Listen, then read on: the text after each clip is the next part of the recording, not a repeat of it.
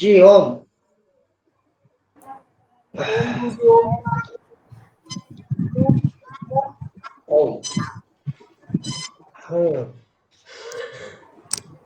अचानक से घोषणा कर दी उन्होंने कि आपको पहला पीरियड लेना है। आवाज ने नॉट रेडी।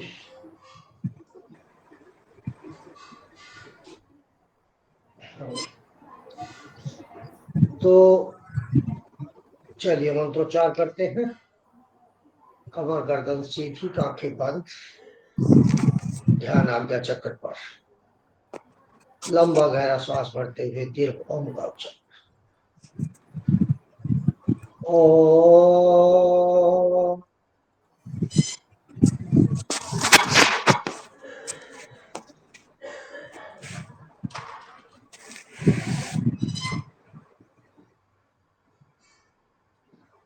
ओम।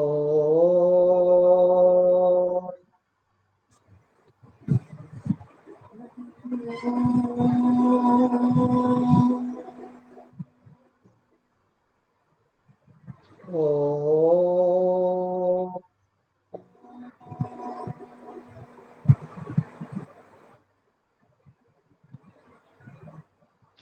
ओम विश्वानि देव सवितर्दुरितानि परासुव यद्भद्रं तन्नयासुव। ओम शांति शांति शांति। परम पूज्य स्वामी जी महाराज, आचार्य जी महाराज और समस्त ऋषि महर्षि और दिव्य आत्माओं की आशीर्वाद देते हुए आज का ये अध्ययन और अध्यापन कार्य प्रारंभ है। ओम शांति।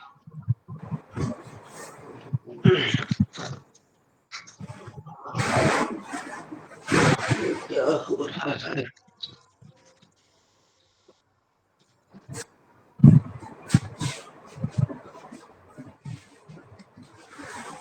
तो कल हमने वेद उपनिषद इनके बारे में पढ़ा था और उससे पहले आपको स्वाध्याय के लिए विषय दिया गया था। तो किस किस ने स्वाध्याय किया, अपना अनुभव बताएं।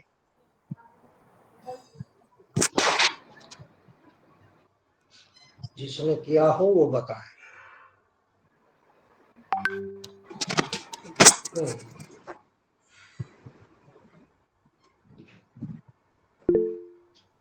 किसी ने नहीं किया?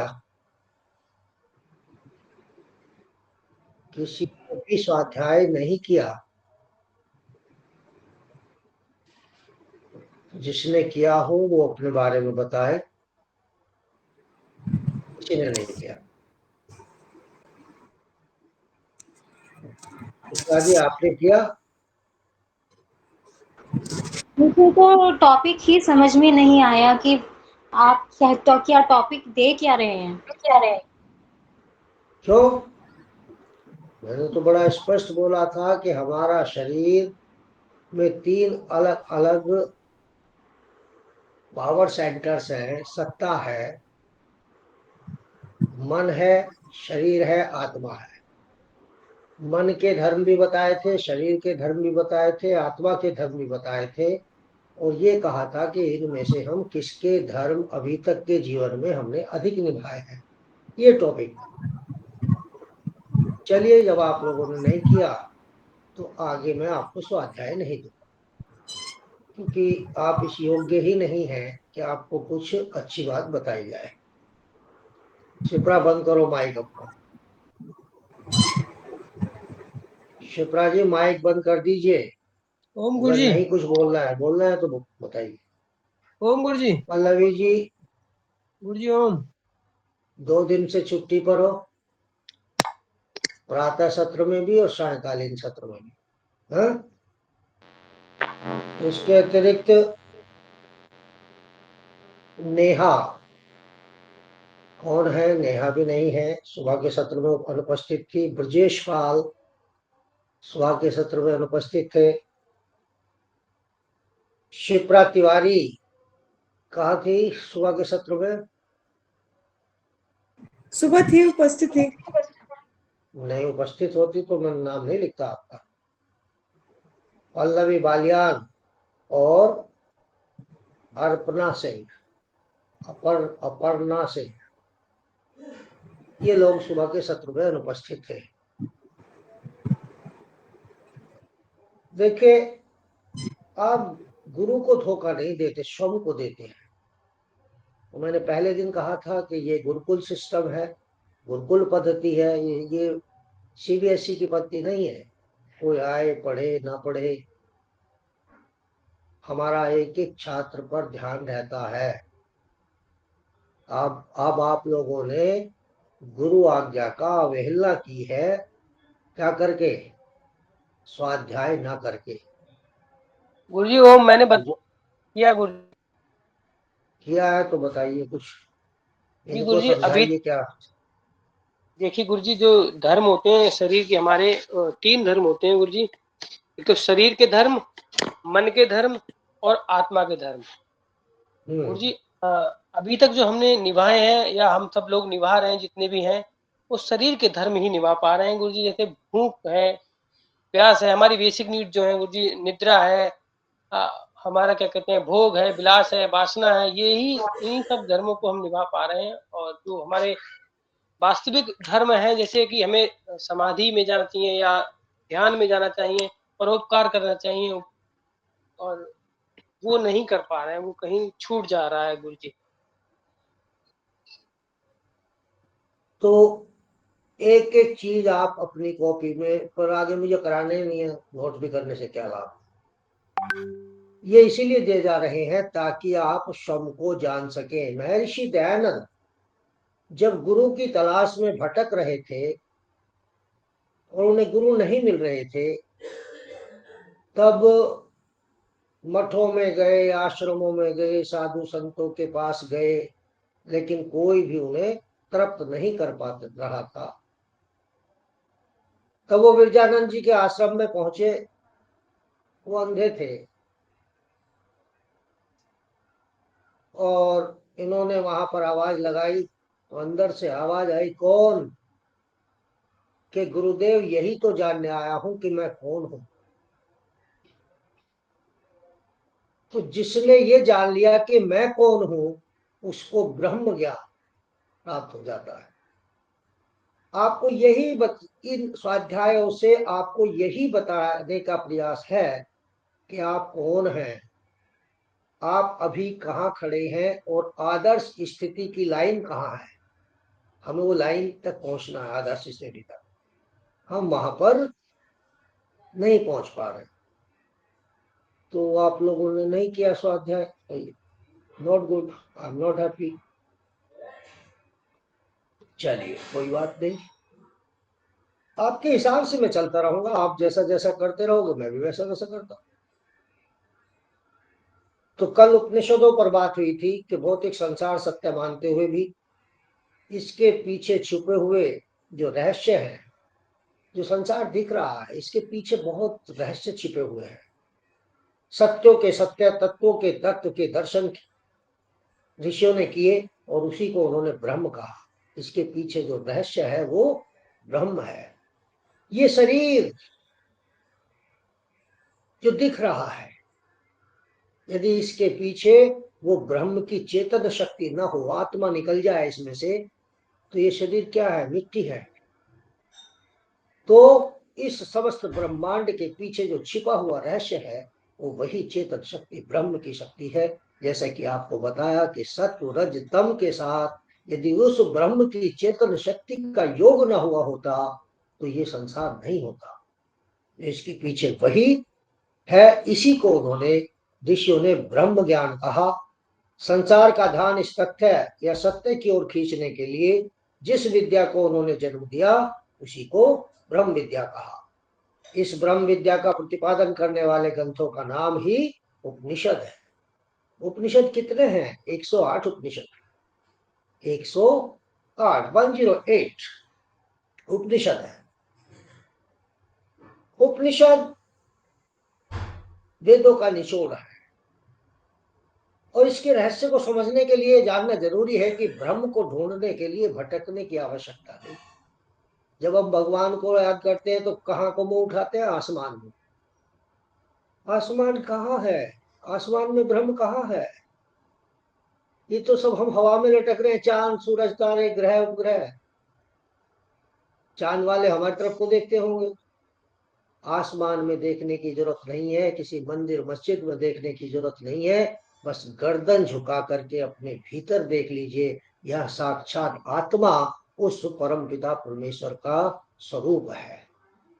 यहाँ है परमात्मा, और कहीं नहीं मिलेगा वो। मंदिर मस्जिद पूजा के सामान है, ये सब साधन है। ब्रह्म तो कहीं और ही है, वो आपके भीतर है। कल मैंने आपको मंदिर का और इस शारीरिक मंदिर का उदाहरण दिया था। सुना, समझ आया था किसी का? रवि पाल जी, आज आप पहली बार आए हैं शायद। रवि पाल जी, हाँ सर, मैं प्रणाम गुरुजी, मैंने आज पहली बार ज्वाइन किया है। बिजनौर से हैं क्या? नहीं, मैं बदायूं से हूँ सर। मैं वैसे आगरा से हूँ, अभी प्रेजेंटली पोस्टेड बदायूं में हूँ। हाँ, आज दो छात्र बिजनौर से जुड़े हैं, क्या वो उपस्थित हैं? नहीं है। तो ब्रह्म को ढूंढने के लिए कहीं भटकने की आवश्यकता। कस्तूरी कस्तूरी कुंडली बसे मृग ढूंढे बनमाही, और ऐसे घटघटी राम है दुनिया देखे इतना ही। कस्तूरी हिरण ढूंढता फिरता, वन में भागा फिरता, विचलित बेचैन रहता है, लेकिन उसको कस्तूरी नहीं मिलती, क्योंकि खुशबू आती है। वो इसलिए क्योंकि कस्तूरी तो उसके भीतर है, वहां से खुशबू आ रही है। तो परमात्मा तो आपके भीतर है, ये बाहर कहीं नहीं मिलेगा। और वो चेतना, उस परमात्मा की चेतना संपूर्ण ब्रह्मांड में व्याप्त है। तभी तो ये ब्रह्मांड आपको जीवंत नजर आता है, जीवित नजर आता है। पशु पक्षी पौधे वनस्पति जीव जंतु सब में एक एक्टिव दिखाई देते हैं, सब में क्रिया दिखाई देती है। तो ये ब्रह्म की चेतना की ही क्रिया है। तो ऋषि कहते हैं कि जो कुछ इस पिंड में है वही ब्रह्मांड में। यथा पिंडे तथा ब्रह्मांडो, तथा ब्रह्मांडो यथा पिंड। जो कुछ इस शरीर में है वही ब्रह्मांड में है, और जो कुछ भी ब्रह्मांड में है वही सब इस शरीर के। ऐसी कोई चीज ही नहीं है जो ब्रह्मांड में हो इस शरीर में ना हो, और जो शरीर में है वो ब्रह्मांड में। ये शरीर तीन चीजों से बना, ज्ञानेन्द्रिय कर्मेंद्रियों से शरीर बना, हार्ट। इसी प्रकार से वहां भी भौतिक संसार बना हुआ है। यहाँ पर चेतना, इसे यहाँ आत्मा कहा, वहां उसको परम आत्मा परमात्मा कहा है। और तीसरा क्या बचा? मन, महतत्व, उसको हम महतत्व कहा गया।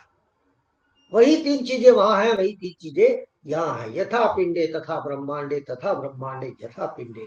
जो कुछ उस पिंड में है, जितनी शक्तियां उस ब्रह्मांड में है, उन्हीं की आंशिक शक्तियां आपके भीतर भी है। लेकिन हम उन शक्तियों का विकास नहीं कर पाते। और कारण क्या है कि जैसे कल स्वाध्याय का विषय दिया गया था, कारण ये है कि हमने इस भौतिक शरीर को ही अपना अस्तित्व समझ लिया, जबकि ये भौतिक शरीर हमारा अस्तित्व नहीं है। हमारा परमानेंट अस्तित्व तो आत्मा है। ये तो हर जन्म में नया मिलेगा। लाखों जन्म आपके हो चुके, लाखों बार नया शरीर मिल चुका। कभी आप काले, कभी गोरे, कभी नाटे, कभी लंबे, और कभी अमेरिका वाले, कभी हिंदुस्तान वाले। लाखों बार जन्म हो चुका, लाखों शरीर आपको मिल चुके। लेकिन क्या चीज परमानेंट है? आत्मा नहीं बदलती है, शरीर बदल जाते हैं। और आत्मा और परमात्मा ये दोनों ही अनादि है, हमेशा साथ रहने वाले हैं। लेकिन हमने इस सारे शरीर को ही सब कुछ समझ लिया, और शरीर को सब कुछ समझ लेने से इस संसार के समस्त राष्ट्राध्यक्षों, वैज्ञानिकों, डॉक्टर, इंजीनियर्स, या जो भी विद्वान, यदि उनसे एक प्रश्न किया जाए कि आप इस दुनिया को किस लक्ष्य तक ले जाना चाहते हैं, उनके पास उत्तर नहीं है। वो कहेंगे हम जीवन को आसान बनाना चाहते, अर्थात वो भी सबके सब इस शरीर को ही सुख देना चाहते हैं। जितने भी विज्ञान की खोज है सब इस शरीर को सुख देने के लिए है, नहीं, शरीर को सुख देने के लिए है। तो हमने इस शरीर को ही सब कुछ मान लिया है, इसीलिए सारी भ्रम है, मायाएं हैं, दुख है, मोह है। परमानेंट क्या है? आत्मा है। एक प्रश्न देता हूं आज आपको, लेकिन तुम करते कुछ हो नहीं भाई, क्या प्रश्न दो, क्या पूछो। इतना तो अब तक समझ ही आ गया होगा कि जो शरीर है हाड़ मांस से बना हुआ, ज्ञानेन्द्रिय कर्मेंद्रियों से बना हुआ, ये जड़ है कि चेतन है? कौन बताएगा? जड़। गुरु जी रिजिड है या जड़ है? हाँ, जड़ है। जड़ है ये, क्योंकि ये तो आत्मा की चेतना ना हो तो ये तो एक पल में मिट्टी बदबू उठ जाती। मिट्टी बन जाएगा गुरु जी। और जो इसके भीतर मन है वो जड़ है या चेतन? मन चेतन है गुरु जी। मन चेतन है गुरुजी। चेतन। अलग जड़, वो भी जड़ है क्योंकि वो भी इस शरीर का ही भाग है। मन भी जड़ आपका जड़ क्या है। होता है? जड़ का मीनिंग क्या क्या बोल? होता है? जड़ का मीनिंग जड़ स्टेबल। रिजिड। चेतन, जड़ का चेतन आत्मा जड़ है, का जड़ यानी शरीर है। जैसे कोई निर्जीव वस्तु होती है, नॉन हम्म। लिविंग, जड़, तो ये मन भी जड़ है। अगर आत्मा ना हो तो ये मन काम करेगा? नो। नहीं करेगा। ये शरीर भी जड़ है, पहले ही मरा हुआ है। मन भी जड़ है, ये भी पहले ही मरा हुआ। दोनों आत्मा की चेतना से चेतन है। और आत्मा कभी मरती नहीं है, वो अजर है, अमर है। फिर मरता कौन है? कौन मरता है? शरीर मरता है गुरुजी, मरता शरीर। है शरीर। शरीर तो पहले ही मरा हुआ है सुशील कुमार जी। ये तो चेतना, आत्मा की चेतना ना हो तो मिट्टी है, इसमें तो 2 घंटे में बदबू उड़ जाती है। ये तो आत्मा की चेतना से चेतन है, ये तो मिट्टी है। तब भी तो शरीर ही होता है जब इसमें आत्मा नहीं होती। तब क्यों नहीं चलता है, कब क्यों नहीं बोलता है? मन गुरुजी मन। मन भी इसी का भाग है, मन भी मरा हुआ है, गुरु जी जड़ है वो भी। फिर वो अहम अहम होगा, वो अहम मर जाता है, मैं मर जाता है जो। मैं चलो, कैसे मर जाए? मैं तो आत्मा ही है, उसी की तो खोज करनी है। हाँ? मैं कौन हूँ यही तो खोज कर रहे हैं, वो कैसे मर जाएगा भाई? क्यों सुशील जी? आत्मा तो अजर अमर है, वो नहीं मर। बड़ा ही क्लिष्ट टॉपिक है गुरुजी, ये बड़ा ही गहराई वाला है। मतलब इसमें जितना डूबते जा गहराई रहे हैं वो उतना तो ही, देखिए, जितना डूब आध्यात्म रहे हैं तो उतना ही खो जा डूबने रहे हैं से, गुरुजी। आध्यात्म तो डूबने का नाम है। जिन खोजा तिन पाइया गहरे पानी बैठ। जो गहरे पानी में उतरेगा वही कुछ पाएगा, अन्यथा तो सब हवा में उड़ जाएगा। गुरु एक चीज समझ में आती है, दूसरे में उधर जाके बड़ा वैसा हो जाता है, दिमाग समझ में नहीं आता गुरुजी। अभी तो आध्यात्म शुरू ही नहीं हुआ। वही गुरु, अब चूंकि पहली बार इन चीजों से रूबरू हो रहे हैं तो गुरु समय तो लगेगा चीजें मतलब उसमें ढलने में गुरुजी, है चलो, ना? कल तक सोच के बता देना। तो मैं जी पढ़ा गुरुजी। रहा था कि जो पिंड में है वही ब्रह्मांड में है, जो ब्रह्मांड में है वही पिंड में है। जो नियम परमाणु में काम कर रहे हैं वही नियम इस सौरमंडल में काम कर रहे हैं, और जो सौरमंडल में कर रहे हैं वही शरीर में काम कर रहे हैं। अर्थात ये प्रकृति, ये ब्रह्मांड और ये शरीर एक ही है, अलग अलग नहीं है। जो नियम भौतिक में काम कर रहे हैं, भौतिकवाद में, भौतिक संसार में काम कर रहे हैं, वही नियम आध्यात्म में भी काम करते हैं। इसीलिए कहा गया अथाधि देवतम और अथाध्यात्मम। जो नियम ब्रह्मांड में क्या नियम काम कर रहे हैं वही नियम पिंड में भी काम कर रहे हैं। अर्थात चलिए, अर्थात सुनिए, तो उपनिषदों का सार ये है कि भौतिक उन्नति गौण है। भौतिक उन्नति गौण है, आध्यात्मिकता सर्वोच्च है। भौतिकता केवल साधन मात्र है। आपके जीवन को आसान बनाने के लिए, जीवन जीने के लिए साधन चाहिए, तो ये भौतिकता केवल साधन है। साध्य आत्मबोध, निर्वाण, मोक्ष जीवन की पूर्णता है। अर्थात साध्य क्या है? मोक्ष है, निर्वाण है। मैं आपसे एक प्रश्न करता हूं कि जीवन का लक्ष्य क्या है? आपके जीवन का लक्ष्य क्या है? या बिना लक्ष्य के ही अपना जिए जा रहे हो, खा लिया पी लिया सो गए? क्या लक्ष्य है जीवन का आपके? गुरुजी मैंने तो लक्ष्य बनाया कि अपने शरीर को स्वस्थ रखना है गुरुजी, और इसीलिए मैं योग की तरफ जुड़ा हूँ गुरुजी। ये मैंने अपना बनाया व्यक्तिगत। देखिए, योग बहुआयामी है। इसका उद्देश्य शरीर को स्वस्थ रखना नहीं है। शरीर का देख, रोग ठीक होना तो योग का साइड इफेक्ट है। जैसे एंटीबायोटिक की गोली खाओ, या तो कॉन्स्टिपेशन हो जाएगा, और या लूज मोशन लग जाएंगे, या भूख मर जाएगी, या पेट में जलन हो जाएगी, उसके साइड इफेक्ट है। ऐसे योग करोगे तो रोग तो स्वतः ही ठीक हो जाएंगे, ये तो उसके साइड इफेक्ट है। भाव इसकी तो चिंता ना, लक्ष्य नहीं होना चाहिए। स्वास्थ्य को ठीक रखना है तो होगा ही जब योग करो। पिछले बैच की 19th बैच की एक लड़की है पायल, उसके बेटे को बॉडी के अंदर, मतलब छोटा ही बेटा है, 4 साल का होगा, बॉडी के अंदर जरूरत से ज्यादा करंट बन रहा था। इलेक्ट्रिक बनता तो सब में, आप में बनता है, 12 वोल्ट तक करंट नहीं मारेगी बैटरी आप। उसकी बॉडी में ज्यादा बन रहा था, और वो बॉडी में जब होता था पूरा कांपता था वो, और उसको बहुत पेन, तड़पता था। और जब वो तड़पता था तो माँ बाप की क्या हाल होती है आप समझ सकते हैं। और उसकी वजह से बॉडी में मैग्नेट पावर बढ़ जाती थी।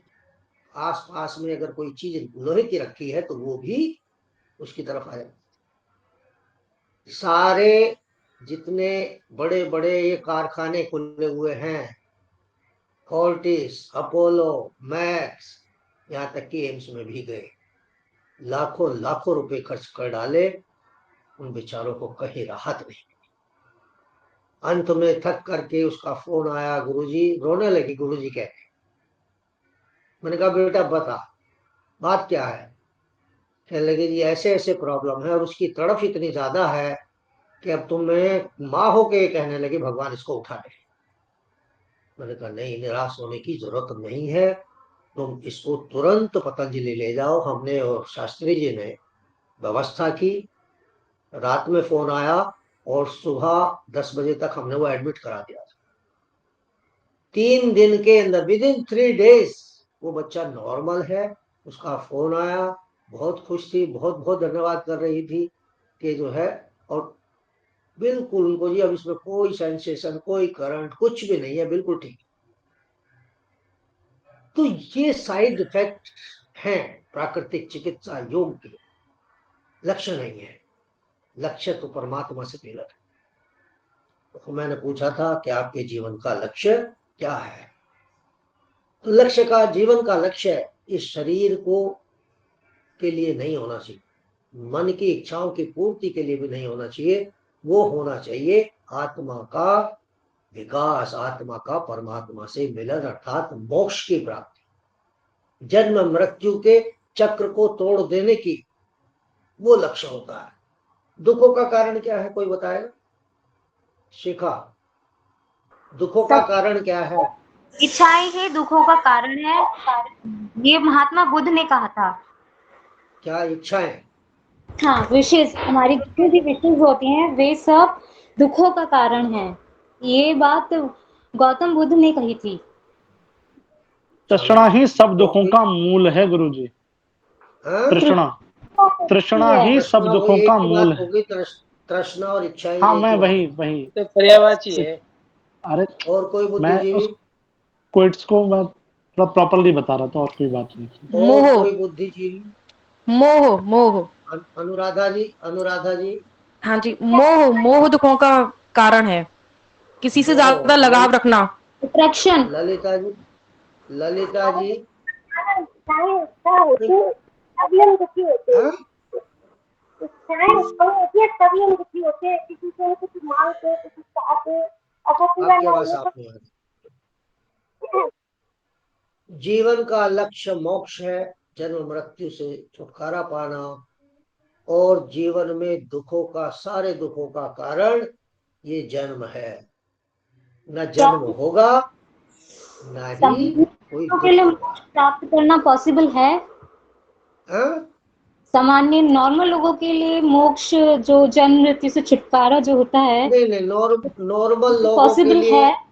नॉर्मल लोगों के लिए तो मोक्ष की तो बात क्या, स्वाध्याय करना भी पॉसिबल नहीं है। जिसमें 5 मिनट लगते हैं, जिसमें 5 मिनट लगते हैं, वो स्वाध्याय भी पॉसिबल नहीं है। मोक्ष की ओके। तो बात क्या है। तो भौतिक उन्नति गौण है। अब ये उपनिषद 108 है, परंतु 11 उपनिषद मुख्य है, बातों में निकल जाएगा सब। 11 उपनिषद मुख्य हैं। वो कौन कौन से 11 उपनिषद हैं?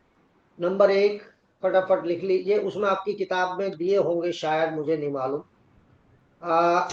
ईशो उपनिषद, ईशो उपनिषद, इसमें असुर लोक, कर्मों का वर्णन, विद्या अविद्या का वर्णन है। केन उपनिषद, केन उपनिषद तलबकारों का उपनिषद है। तलबकार अर्थात जो संगीत वगैरह के जो होते हैं, नृत्य संगीत वगैरह। खंडोपनिषद देवी देवताओं के स्तुति मंत्र है।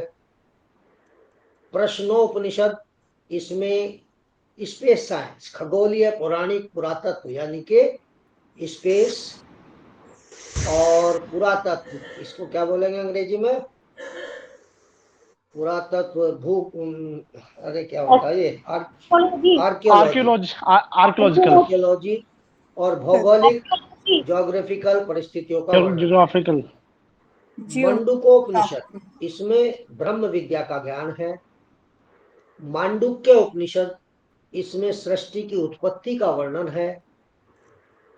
ईशोपनिषद, केनोपनिषद, खंडोपनिषद, प्रश्नोपनिषद, मंडूकोपनिषद। छठा है मांडुक्य उपनिषद। और 7वां है ऐत्रेय, ऐत्रेय, ऐत्रेय उपनिषद, इसमें जन्म मृत्यु आत्मा के स्वरूप का वर्णन है। तैत्तरेय, दूसरा है तैत्तरेय उपनिषद, अतिथि सेवा का उल्लेख, पंचकोशों का वर्णन है। 9वां है ब्रह्मदारण्य, इसमें गायत्री विद्या, अश्वमेघ, यज्ञ और मधुर विद्या का वर्णन है। और 10वां है छंदोग्य उपनिषद, इसमें श्री कृष्ण के जीवन के बारे में बताया गया है, वहां कोई राधा नहीं थी। श्वेताश्वर उपनिषद, भोग साधना शक्ति का उल्लेख है। तो ये आपको बता दिए मैंने 11 उपनिषद प्रमुख प्रमुख जो है। ठीक है, अब आते हैं पंच महाभूत। कौन बताएगा पंच महाभूत? चित्त जल पावक गगन शरीरा, पंच तत्व से बना शरीरा। बहुत सुंदर। जी गुरु जी। तो भगवान तो सभी जानते होंगे, भगवान भी इन 5 तत्वों से ही बना है। वैसे भूमि, गैसे गगन, वैसे वायु, आके डंडे से अग्नि और न से नीर। भूमि, भै से भूमि, गा से गगन, गगन कहते हैं आकाश को, इस लड़की को हिंदी नहीं आती। गैसे गगन, वैसे भूमि, गैसे गगन, वैसे वायु, आ से अग्नि, न से नीर। ये 5 तत्वों से ये पूरा शरीर भी बना है, ब्रह्मांड भी बना है। यही उपनिषदों के विषय भी है। अब ये जो 5 तत्व हैं, इनका एक एक गुण है। क्या है? पृथ्वी का गुण क्या है? गंध। स्थिरता का गुण स्थिरता गुरु जी, स्थिरता, स्टेबिलनेस, स्टेबिलिटी, स्टेबिलिटी।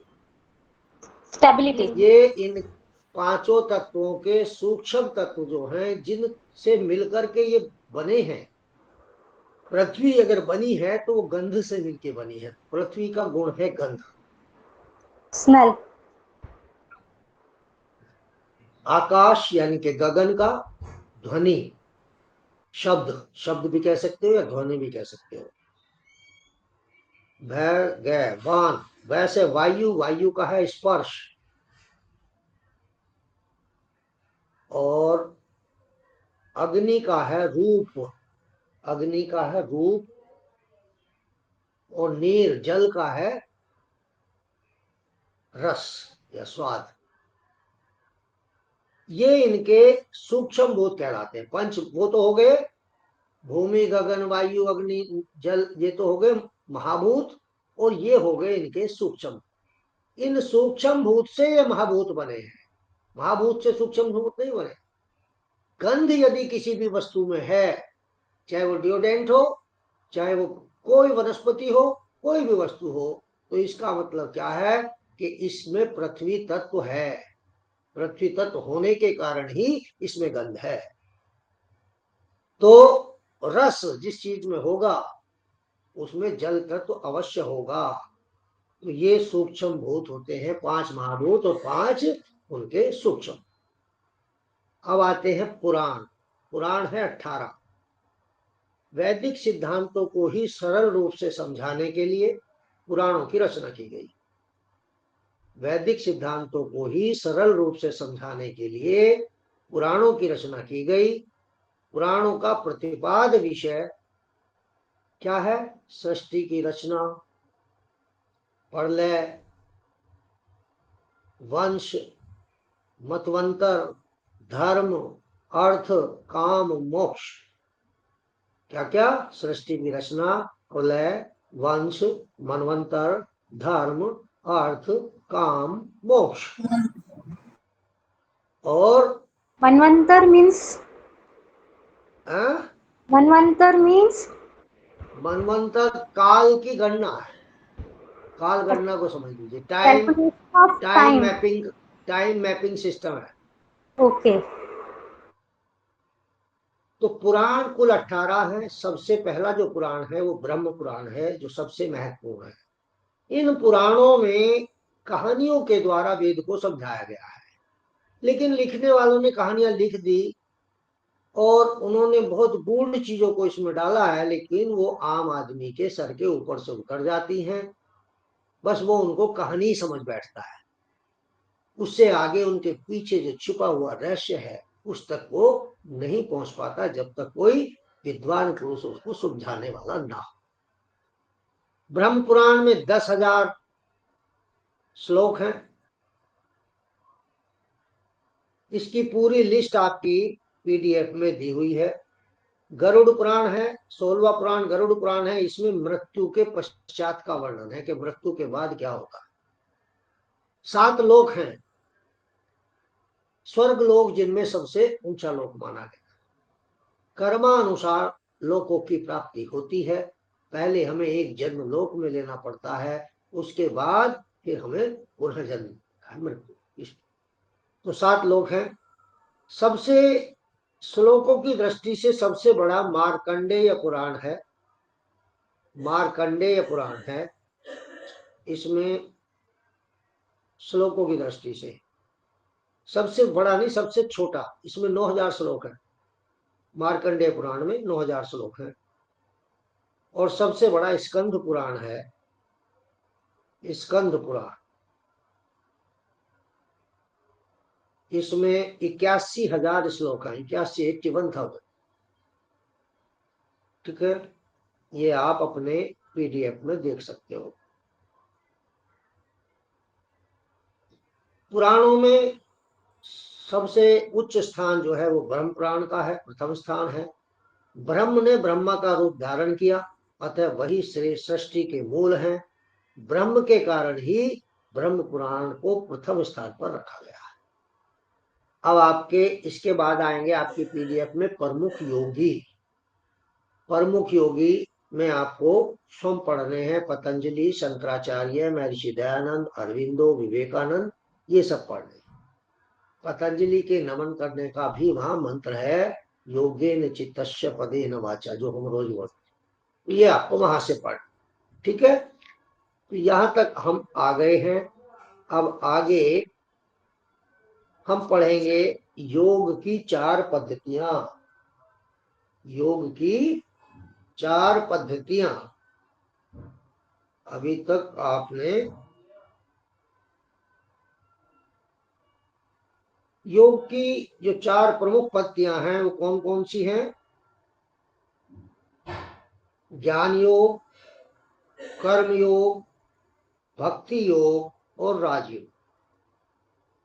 ज्ञान, कर्म, भक्ति, जो आपके शरीर में है। कल आपको बताया भी था कि सबसे ये क्या है, ऊपर ज्ञान है, फिर हाथों में पुरुषार्थ अर्थात कर्म है, सीने में भक्ति है, ज्ञान कर्म भक्ति, और पैरों में सेवा की गुण दिया गया है जिसमें गति है। और जब ये चारों मिल जाते हैं तो प्रगति, ज्ञान कर्म भक्ति और प्रगति, फिर में होता बनती है प्रगति। तो ये जो सबसे पहला है ज्ञान। ज्ञान योग में 4 भाग में बांट सकते हैं ज्ञान योग को। विवेक, वैराग्य, विवेक वैराग्य सत्संग, षट संपद। षट संपद भी कहते हैं, सत्संग भी कहते हैं। विवेक वैराग्य सत्संग और मुमुक्षत्व। मुमुक्षत्व 6 छतरी वाला।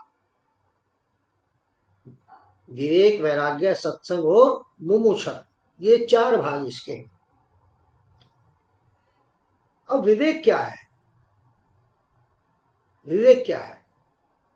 विजडम। किसी भी वस्तु के, किसी भी विषय के, किसी भी विचार के, हाँ बोलो Shipra, you raise your hand. ज्ञान होना, हम्म, सत असत का ज्ञान होना। काहे का ज्ञान होना? सत और असत्य का ज्ञान होना। हाँ, तो किसी वस्तु के यथार्थ स्वरूप को किसी अन्य मिश्रण से अलग करके देखना ही विवेक है। यथार्थ अर्थात सत्य स्वरूप कि कोई भी वस्तु हो, विचार हो, व्यक्ति हो या कोई तत्व हो, उसके सत्य स्वरूप क्या है, असली स्वरूप क्या है, यथार्थ का, उसके यथार्थ का ज्ञान होना ही विवेक है। जैसे धर्म अधर्म में से धर्म को अलग कर देना, अधर्म को अलग कर देना। जब इनको मिला के बोलते हैं दोनों शब्दों को तो धर्माधर्म, सत्यासत्य, यानी कि सत्य और असत्य, असत्य में से सत्य को अलग कर देना। तो ये कर्तव्य कर्तव्य, कर्तव्य और अकर्तव्य को अलग अलग कर देना, ये विवेक है। जो ज्ञान पूर्वक जाना हो उसमें से सत्य को ग्रहण करके असत्य का त्याग करना ही विवेक है। हमारे पास व्हाट्सएप पे बहुत सारी सूचनाएं आती है, फेसबुक पे बहुत सारी सूचनाएं आती है, वो सारी सत्य थोड़ी होती है। अपने विवेक से हम सत्य को अलग कर सकते हैं, असत्य को अलग कर सकते हैं कि क्या सही है क्या गलत है। यदि आप एक बार ये सोच लेंगे तो आप फिर ये सूचनाएं पढ़नी बंद कर देंगे, क्योंकि असत्य अधिक है। तीसरा, विवेक का मूल समाधि व सत्पुरुषों का संग है। जो सत्पुरुष हैं, सत्संग है, उसको धारण कर लेने से विवेक की उत्पत्ति होगी। क्यों? क्योंकि विवेक कब उत्पन्न होगा? जब आपका जो चित्त है, मन बुद्धि अहंकार, जो चित्त है, जब वो निर्मल हो जाएगा, पवित्र हो जाएगा, वृत्ति रहित हो जाएगा, तो विवेक की उत्पत्ति होगी। और विवेक की उत्पत्ति होने से आध्यात्म प्रसाद के रूप में विवेक हमें मिलेगा और हमारी प्रज्ञा, साधारण बुद्धि जो है वो नितंबरा हो जाएगी। फिर हमें किसी वस्तु विषय विचार के बारे में कोई संदेह नहीं रह जाता है। जब हमारी प्रज्ञा बुद्धि नितंब स्तर की हो जाती। तो ये विवेक है जो पृथ्वी से लेकर ईश्वर तक के पदार्थों के गुण कर्म स्वभाव को जानकर, पृथ्वी से लेकर ईश्वर तक के पदार्थों के गुण कर्म स्वभाव को जानकर उसकी सकारात्मकता को धारण करना, उसके विरुद्ध न चलना विवेक है। अर्थात प्रकृति के नियमों का, ईश्वर के विधान का पूर्ण रूप से पालन करना ही विवेक है। आज जो प्रकृति बदला ले रही है ना, बाढ़ भूकंप, ये जो हो रहा है, ये क्या हो रहा है? ये हमने उसके गुण कर्म स्वभाव में छेड़छाड़ की है, इसलिए सब हो रहा है।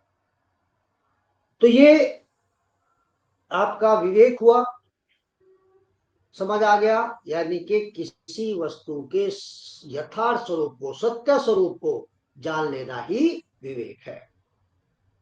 अब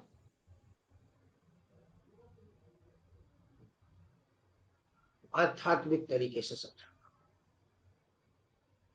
कि एक तो ये दिख रहा भौतिक संसार है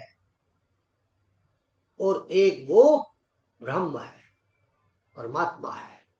या इसको ऐसा कहिए, यथा पिंड, वही वाली बात आ जाती है जो ब्रह्मांड में वही पिंड में। एक तो आपकी आत्मा है और एक ये ज्ञानेन्द्रिय कर्मेंद्र से बना हुआ शरीर है। ये भौतिक है, वो अभौतिक है। तो ये आत्मा और परमात्मा दोनों नित्य हैं, अनादि है, हमेशा से थे, हमेशा रहने वाले हैं, अनादि है। ब्रह्म के अतिरिक्त संसार, सारा संसार जो दिख रहा है, ये अनित्य है, नश्वर है, समाप्त हो जाने वाला है, मिट जाने वाला है। ये भ्रम है, माया है। यह नित्य अनित्य का भेद का ज्ञान हो जाना ही विवेक है। नित्य अनित्य के ज्ञान का भेद हो जाना है, भेद का ज्ञान हो जाना ही विवेक है। ये ज्ञान आपको हो जाए कि मेरी सच्ची मित्र कौन है, आत्मा है जो हमेशा मेरे साथ रहने वाली है, कितने जन्मों से मेरे साथ है, आगे जितने भी जन्म होंगे मेरे साथ होंगे। ये जो माता पिता, रिश्तेदार, पति पत्नी, बच्चे, ये तो केवल इस जन्म के मनोरंजन के लिए है या क्लेश उत्पन्न करने के लिए। अगले जन्म में सब नए मिले, सब नए मिलेंगे। इनसे इतना मोह क्यों? ये अनित्य हैं, समाप्त हो जाने वाले हैं। यही अज्ञान है, यही अविद्या है और यही दुख का कारण है। दुखों का कारण है। ये सब मिथ्या है, झूठे हैं। ये जगत माया ब्रह्म की सत्ता से ही दृश्यमान हो रहा है। ये जो दुनिया दिख रही है ना आपको, चेतन दिख रही है, चेतना दिख रही है इसके अंदर, ये उस ब्रह्म की चेतना के कारण, उसकी चैतन्य शक्ति के कारण जो है आपको दृश्यमान हो रहा है। यदि वो अपनी चेतना शक्ति को विड्रॉ कर ले, वापस ले ले, तो ये सब खत्म हो जाएगा, एक पल में खत्म हो जाएगा। ब्रह्म के अभाव में प्रकृति नाम की कोई सत्ता सिद्ध नहीं हो पाएगी। जो है इस ब्रह्मांड के भीतर एक आत्मा है जिसको हम ब्रह्म कहते हैं। ब्रह्मांड का अस्तित्व ही तब तक है जब तक इसमें ब्रह्म की चेतन शक्ति है। उसके पश्चात वह नष्ट हो जाता है। यह जगत का प्रलय काल है। अर्थात सत्य वस्तु ब्रह्म तत्व को का ज्ञान कर लेना ही विवेक है। समझ गए विवेक? और बताने की जरूरत है? किस किस को समझ में नहीं आया हाथ खड़ा कर। सबको आ गया? कल जब मैं स्वाध्याय का विषय दे रहा था तब भी मैंने यही प्रश्न किया था, सबकी समझ आ गया? उसके बाद भी शिखा की समझ में नहीं आया और बाकी को समझ में आने के बाद भी निंद्रा में रहे। मैंने पहले ही दिन कहा था, कुछ कटड़े हैं, कुछ बछड़े, कुछ तो कान हिलाने का खेल खेल रहे हैं। देखिए ये पतंजलि का प्रमाण पत्र है, ये इतनी आसानी से हाथ नहीं आता है कि आप कुछ करें बिना और आपको योग शिक्षक का प्रमाण पत्र भी। You have to do something. Everything नहीं तो something. Something is better than nothing.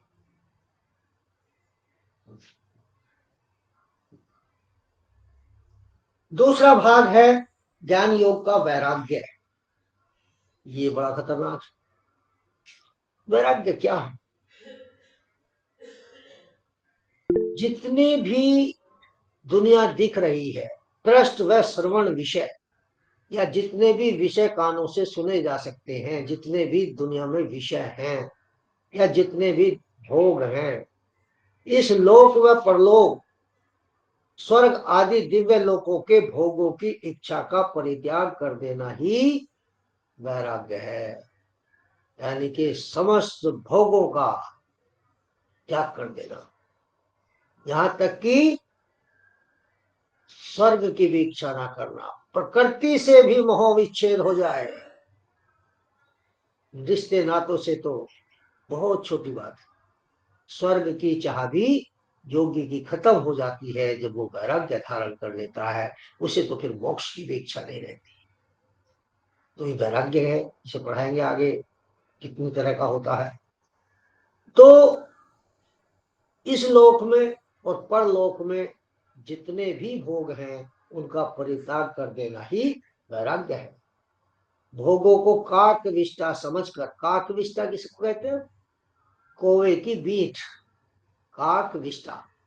भोगों को काकविष्टा समझकर उनसे घृणा करना ही वैराग्य है। क्योंकि जब तक भोग विषयों में दोष दर्शन घृणा उत्पन्न नहीं होती है तब तक वैराग्य उत्पन्न नहीं होता है। अंधकार जैसे उजाले के न होने का प्रतीक। अंधकार क्या है? एब्सेंस ऑफ लाइट, और कुछ भी नहीं है। अज्ञान क्या है? Absence of knowledge. तो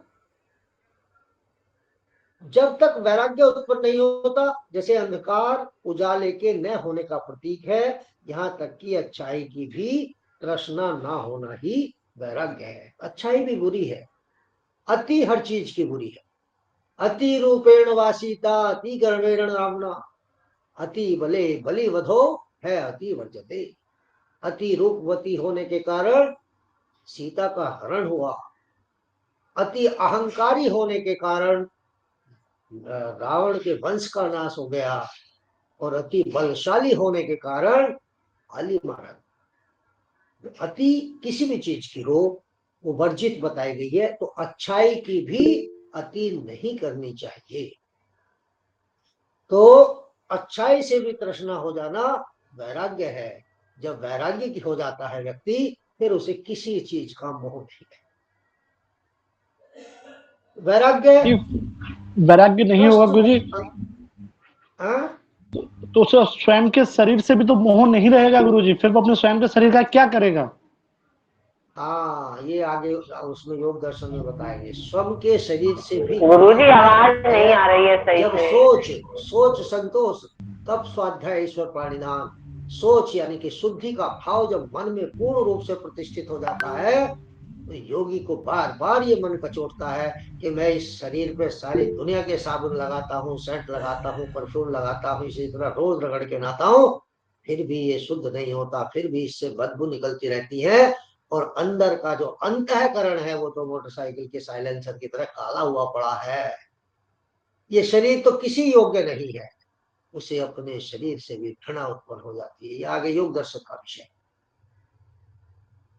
तो दृष्ट व अनुसरित विषयों से आसक्ति रहित हो जाना वैराग्य है। जितने भी देखे और सुने जाने वाले विषय हैं उन सब से आसक्ति न रहे, उनके ऊपर आश्रित न रहना, तृष्णा उत्पन्न न होना। तृष्णा कहते हैं शिखा, भीतर से किसी चीज को प्राप्त करने का वेग उत्पन्न होना, अंदर से इच्छा उत्पन्न होनी, बहुत तीव्र इच्छा, तृष्णा। सभी सांसारिक कामनाओं से दूर हो जाना, स्वर्ग के सुख की भी इच्छा ना होना वैराग्य है।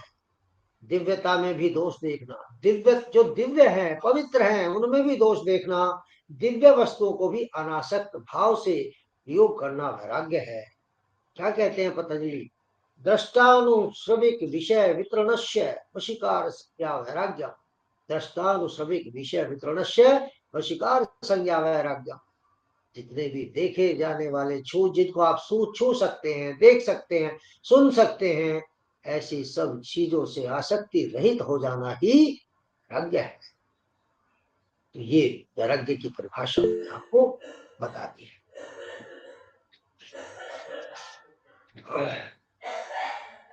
अब आता है तीसरा सत्संग, तीसरा भाग ज्ञान योग का सत्संग। इसको हम षट संपत्ति भी कहते हैं। पेट चिरा शय तय और षट संपत्ति भी हम इसको कह सकते हैं। अब ये जो सत्संग है, इसमें 6 प्रकार के गुण हैं, 6 प्रकार के गुण होते हैं। सत्संग सुने, तकरीर सुने, अच्छे जो विद्वान हैं किसी विषय के, उनको सुनना से जो है अज्ञान दूर होता है। तो यहाँ सत्संग अर्थात सात्विकता की तरफ जाना है। 6 प्रकार के गुण हैं जो मन को शांत, एकाग्र, अनुशासित बनाते हैं। इन गुणों के अभाव में धारणा ध्यान का अभ्यास करना कठिन है। ये ज्ञान योग के बहिरंग साधन कहलाते हैं। ज्ञान योग के बहिरंग साधन कहलाते हैं। ये सत्संग के जो 6 भाग हैं, ये ज्ञान योग के बहिरंग साधन है। नोट कर लेना ये बात। ज्ञान योग के बहिरंग साधन हैं ये 6। सबसे पहला क्या है, एक बार सारे लिख लीजिए। शम, बड़ा शय मैं, शम, दम, उपरति, शम दम उपरति, तितिक्षा, श्रद्धा और समाधान। ये 6 अंग हैं जो अंतरंग साधन है, जो भीतर से परिवर्तन घटित करते हैं। बाहर से परिवर्तन करना तो बहुत आसान है। बाल बढ़ा लो, परिवर्तन हो गया। दाढ़ी बढ़ा लो, परिवर्तन हो गया। जिसके दाढ़ी है वो कटवा लो, परिवर्तन हो गया। काली कमीज पहन रखी है, लाल पहन लो, परिवर्तन हो गया। हाइट कम है, जूते ऊंचे पहन लो, परिवर्तन हो गया। तो बाहरी परिवर्तन तो बहुत आसान है, परिवर्तन तो भीतर से करना होता है। और सत्संग के ये जो 6 गुण हैं, ये वही है जो भीतर से परिवर्तन करते हैं। सबसे पहला शम, यह मन को शांत रखने की अवस्था है। अपने मन को शांत कैसे रखें, यह सभी कामनाओं व वासनाओं को दूर करने के बाद हो। देखिए, मनुष्य का जो मन है, ये एक पल भी शांति से नहीं बैठता। इसमें कुछ ना कुछ चलता है। अब कारण कि जो मानव है, या तो ये भूतकाल में रहता है या ये भविष्य काल, ये वर्तमान में रहता ही। भूत में जाओगे तो जो जो घटनाएं घटी, जो जो व्यक्तियों से दुख मिले, जिनसे सुखी मिली, खुशी मिली, तो आपको द्वेष उत्पन्न होगा। जिनसे खुशी मिली उनसे राग, उसके बाद पश्चाताप, मैं ऐसा कर लेता तो ऐसा हो जाता, पश्चाताप होगा। गुस्सा, क्रोध उत्पन्न होगा, चिड़चिड़ापन उत्पन्न होगा। और भविष्य में गए तो भय उत्पन्न होगा। अरे भूकंप ना आ जाए, हिमाचल की तरह यहाँ बाढ़ ना आ जाए, सब घर बह गए। बच्चों की नौकरी लगेगी कि नहीं लगेगी, बच्चे पढ़ेंगे कि नहीं पढ़ेंगे, पति दारू पीना तो नहीं शुरू कर देगा। तो भूत की चिंताएं और भविष्य की कल्पनाएं लेकर के मनुष्य वर्तमान जीवन को ढो रहा है। यही उसके कठिनाइयों का एक कारण। तो यदि हम केवल वर्तमान में रहें, अभी जस्ट ये वर्तमान है, एक पल बाद यही भूत हो जाएगा। अगर वर्तमान में हम सात्विकता में हैं, खुशी में हैं, सेवा में हैं, परोपकार में हैं, तो यही एक पल बाद भूत बन जाएगा और यही आपका कर्माशय होगा, इसी से आपके भाग्य तय होगा। तो हमें भूत और भविष्य के चक्र से निकल करके वर्तमान में रहने का प्रयास करना चाहिए। क्यों? क्योंकि दो तरह के कर्म हैं दुनिया में। एक तो वो कर्म है जो आप कर सकते हैं, जो कर सकते हैं उन्हें प्रयास करके कर लेना चाहिए, और एक वो काम है जो आपके हाथ में ही नहीं है, आप कर ही नहीं सकते। तो मनुष्य को कोई दुखों का कारण ये दूसरे वाला कर्म है, क्योंकि जो उसके हाथ में नहीं है, जो वो कर नहीं सकता, वो उसे करने का प्रयास करता रहता है और भटकता रहता है, दुखी रहता है। जैसे धन कमाना, अरे जो आप कमा सकते हो अपने पुरुषार्थ से, अपने विद्या बल से, मेधा बल से, वो कमाइए। लेकिन जो आप कमा ही नहीं सकते, आप उसके लिए टक्कर मारे जाओ दीवार में, कुछ नहीं मिलेगा। What can you do? You should do। और जो नहीं कर सकते उसके लिए प्रयास करना भी व्यर्थ है, अपने आप को सताना है। आदरणीय 2 मिनट रह गई अभी, मेरा लेक्चर लंबा हो जाता है और ज्यादा समझाने में लग गया है। तो शम मन की स्थिति को कामनाओं और वासनाओं से दूर करने के बाद ये स्थिति उत्पन्न होती है। जब हमारे भीतर हम कामना और वासनाओं से, भोगों से दूर हो जाते हैं, तो मन अपने आप शांत हो जाता है। दूसरा है दम। दम के द्वारा इंद्रियों को वश में किया जाता है। कौन कौन सी इंद्री? ज्ञानेन्द्री, कर्मेंद्री। ये जो ज्ञानेन्द्री है आपकी, आंख, कान, नाक, जिह्वा, त्वचा, इनके सबके अपने अपने भोग हैं, अपने अपने विषय हैं। कान का विषय सुनना है, नाक का विषय सूंघना है, आंख का विषय देखना है, जिह्वा का विषय स्वाद। इनको इनके विषय से काट देना, या इनके विषय को अनासक्त भाव से ग्रहण करना। भूख लगी है, भोजन तो चाहिए शरीर। एक तो ये है कि आज इसमें नमक कम है, इसमें मिर्च कम है, इसके साथ सलाद होना चाहिए था, अचार होना चाहिए था, दही होनी चाहिए थी, ये होना चाहिए। एक तो ये हो गया आसक्त भाव, आसक्ति है। और एक है अनासक्त भाव कि पेट ही तो भरना है, जो सामने आया वो ग्रहण कर लिया। हमारे जैन मुनि देखिए, वो कितने अनासक्त भाव से जो है चीजों को, भौतिकता को ग्रहण करते हैं कि वो एक अंजलि में दाल, सब्जी, रोटी जो भी आ गया, एक अंजलि भर खा लेते हैं, काम खत्म होगा। ये कहलाता है अनासक्त भाव से भोगों को ग्रहण कर। तो यही दम है। दम जो है इंद्रियों को वश में किया जाता है। इंद्री जो आपकी ये है, इनको वश में किया जाता है। इसके अलावा कर्मेंद्री है। ये कर्मेंद्री ज्ञानेंद्रियों के अधीन है और ज्ञानेंद्री मन के अधीन है। तो इसका मतलब क्या हुआ? सबसे पहले नियंत्रण मन पर करना होगा। मन नियंत्रित हुआ तो ज्ञानेंद्रिय नियंत्रित हो जाएंगी, और ज्ञानेंद्रिय नियंत्रित हुई तो कर्म करने वाली कर्मेंद्रिय नियंत्रित हो जाएंगी, और आप वैराग्य की तरफ, निर्मल चित्त की तरफ, विवेक की तरफ बढ़ जाए।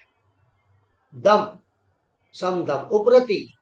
विवेक, वैराग्य, सम दम के अभ्यास के बाद स्वम ही उत्पन्न होने वाली स्थिति है। जब विवेक और वैराग्य की उत्पत्ति हो गई और सम और दम आपने स्थापित कर लिए, तो स्वम ये उपरति वाली स्थिति हो जाएगा। इसमें जो है आपके जो मन है, आपका जो चित्त है, सांसारिक दुख आपके सब दूर हो जाएंगे। तितिक्षा, आदरणीय आ गए हैं, दो रह गए। बट तितिक्षा क्या है? तप को सहन करना, तपस्या करना, जैसे सुख दुख को एक समान समझ। तप क्या है? द्वंद्व सहनम तप है। प्रतिकूलताओं को सहन करके अपने लक्ष्य की ओर बढ़ना ही तप है।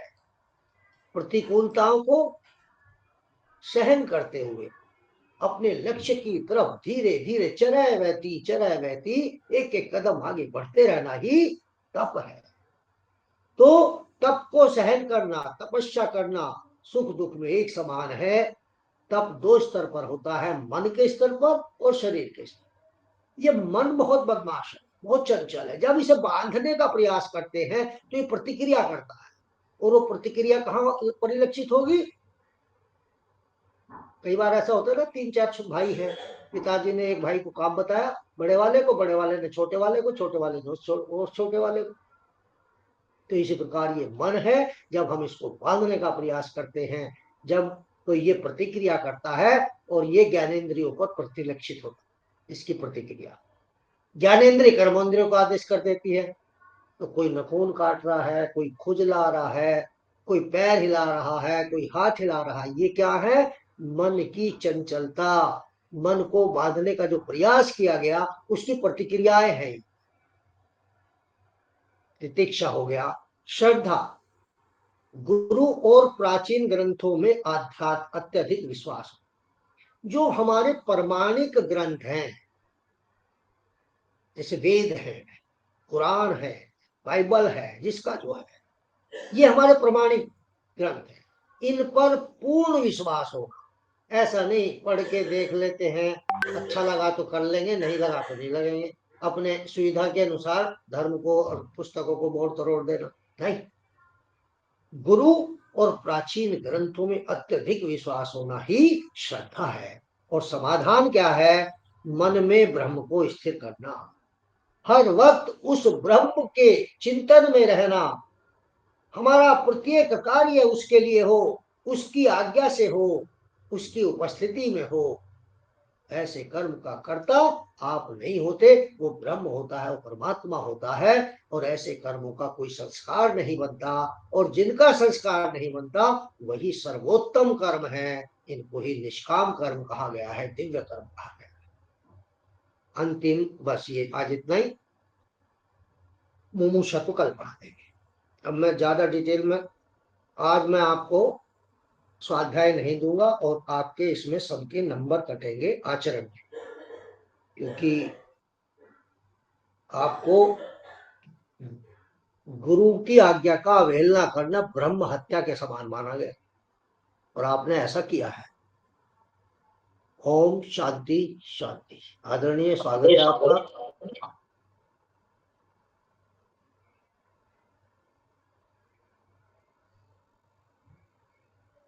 ओम सभी को ओम, आदरणीय धन्यवाद। और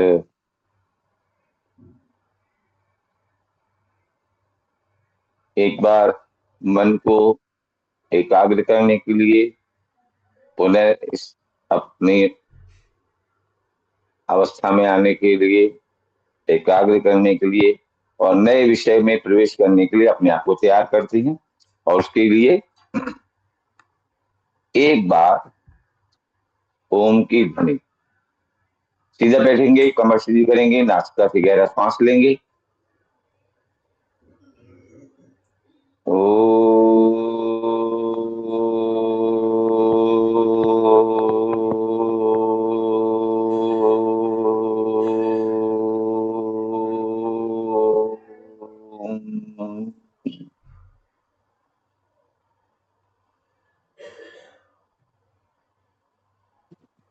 शांति शांति शांति। आइए, आज उत्तर प्रदेश पश्चिम राज्य द्वारा चलाए जा रहे इस सहयोग शिक्षक प्रशिक्षण शिविर के सायंकालीन सत्र के इस भाग में हम आयुर्वेद विषय क्षेत्र में प्रवेश करते हैं। सर्वप्रथम विश्व योग गुरु, भारत की महान वैदिक सनातन संस्कृति के संवाहक, ऋषि महर्षि की परंपराओं के हमारे प्रणेता, उस महान विधा को पुनः जीवित कर विश्व योग गुरु के रूप में इस ज्ञान की गंगा बहाने वाले परम पूज्य स्वामी रामदेव जी महाराज के चरणों में नमन वंदन करते हुए, और आज के आयुर्वेद शिरोमणि जिन्हें विश्व स्वास्थ्य संगठन द्वारा विगत वर्ष ही दुनिया की सर्वश्रेष्ठ 10 चिकित्सकों के क्रम में जिनको सम्मानित किया गया है, ऐसे हमारे परम श्रद्धेय आचार्य बालकृष्ण जी महाराज के पुरुषार्थ को, तपस्या को नमन वंदन करते हुए आज के विषय क्षेत्र में प्रवेश कर। आयुर्वेद का परिचय क्या है, आयुर्वेद क्या है, हम जानते आ रहे हैं। हमने आयुर्वेद, अष्टांग आयुर्वेद क्या है ये जाना। आयुर्वेद का विस्तार कहाँ तक है ये हमने जाना। आयुर्वेद कहाँ कहाँ तक अपनी विशेषताओं के साथ सभी प्रकार की चिकित्सा करने में सक्षम है ये हमने जाना। ऐसा आयुर्वेद जो पुरातन काल से ही मनुष्य मात्र की सेवा में लगा हुआ है और बिना किसी दुष्प्रभाव के हम अच्छी प्रकार से मानसिक और शारीरिक दोनों प्रकार का स्वास्थ्य प्राप्त करते हुए एक अच्छी जीवन शैली को जीते हुए जीवन में जो भी उत्कृष्टता के सोपान चढ़ना चाहते हैं उसको चढ़ने में जब सफल हो पाते हैं, ये भारत की प्राचीन विधा का ही एक स्वरूप है। इस प्राचीन आयुर्वेद विषयक पुरातन ग्रंथ जिसका उद्भव वेदों से हुआ है और जिसको अथर्व वेद का उपवेद माना जाता है, औषधियों का जहां बताया गया, वर्णन किया गया है, वनस्पतियों का वर्णन किया गया है, हमारी सप्त धातुएं रस, रक्त, मांस, मेद, अस्थि, मज्जा, वीर्य, ये किस प्रकार से शरीर में संतुलित रहते हैं, किस प्रकार से पोषित होते हैं, किस प्रकार से इनका संवर्धन होता है, ये हम जहां जानते हैं, जहां हमारे पाचन की प्रक्रिया का उल्लेख मिलता है, किस प्रकार से आहारचर्या के द्वारा, आहार विहार के द्वारा, पथ्याहार के द्वारा, विरुद्धाहार के से बचते हुए किस प्रकार से हम अपना जीवन यापन कर सकते हैं, जहां ये सब चर्चा मिलती है उसे आयुर्वेद कहते हैं। और आयुर्वेद भारतीय संस्कृति के जो मूल दर्शन है, मूल विचारधारा है, वसुदैव कुटुंबकम, उससे बिल्कुल मेल खाता हुआ है। ये केवल भारतीय लोगों के स्वास्थ्य की केवल चिंता करता है ऐसा नहीं है। संपूर्ण पृथ्वी पर कहीं भी किसी भी भूभाग में कोई अगर व्यक्ति रहता है तो वो अपने स्वास्थ्य की रक्षा किस प्रकार से कर सकता है, उससे संबंधित सभी प्रकार के सूत्र उसको मिल जाते हैं। भारतीय दर्शन की विचारधारा विशेषतः यदि हम देखें योग दर्शन के रूप में तो सांख्य दर्शन है, योग दर्शन है या वैशेषिक दर्शन है, तो उसमें जहां हम देखते हैं कि समस्त सृष्टि को जड़ और चेतन ये जो पदार्थ हैं, इन सबकी उत्पत्ति पंच महाभूतों से मानते हैं और आयुर्वेद भी इसको स्वीकारता है, मानता है और इसके मूल में इसके लेकर चलता है। और इन्हीं सिद्धांतों को मानते हुए हम देखते हैं कि आयुर्वेद जो इसके मूल शरीर के दोष हैं, वात, पित्त, कफ, ये हमारी सप्त धातुएं हैं, यह हमारा जठराग्नि है, चयापचय की प्रक्रिया है या मलों का निस्तारण है, ये सभी कुछ प्रक्रियाएं जो हो रही हैं, इसमें पंच महाभूतों की एक विशेष भूमिका रहती है। और इसीलिए हम देखते हैं कि जो हमारा वात, पित्त, कफ है, ये भी पंच महाभूतों से मिलकर ही बना। यदि हम देखें तो प्रत्येक वस्तु में ये पंच महाभूत विद्यमान रहते हैं। अब यदि हम देखें तो मूलतः जो वात है, वात के अंदर आकाश और वायु दोनों की उपस्थिति रहती है, दोनों विद्यमान रहते हैं। अच्छा, आप जानते होंगे कि पंच महाभूत कौन से हैं? कोई एक हाथ उठाए और बताए गगन समीरा। क्या क्या हुआ, इसको ठीक से समझाओ। क्षितिज क्या है और गगन क्या है? भूमि भूमि है, गगन है गुरुजी, वायु है, अग्नि है और नीर है। वायु मीन्स हवा, गगन मीन्स आकाश जी, समीरा मीन्स वायु, चित्ते जल पावक गगन समीरा, पावक मीन्स अग्नि।